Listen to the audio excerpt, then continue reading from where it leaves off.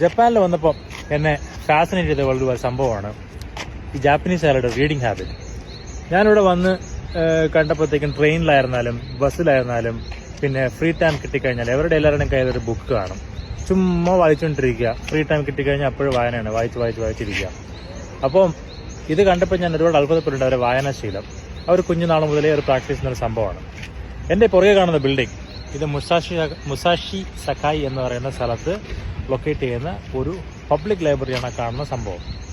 ഇതിനകത്തുള്ള full view ഞാൻ നിങ്ങളെന്ന് കാണിക്കാമെന്ന് വിചാരിച്ചു. ഇതാണ് ഇതിൻ്റെ ഫ്രണ്ടിലത്തെ വ്യൂ. ഇതിൻ്റെ ആർക്കിടെക്ചർ കാണാൻ രസമാണ്.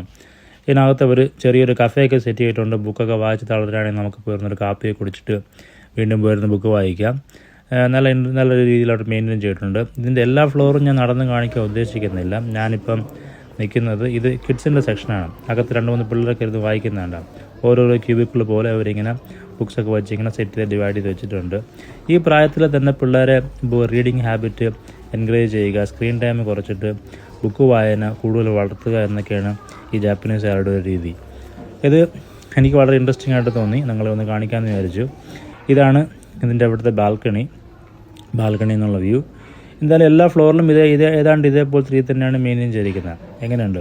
പൊളിയല്ലേ?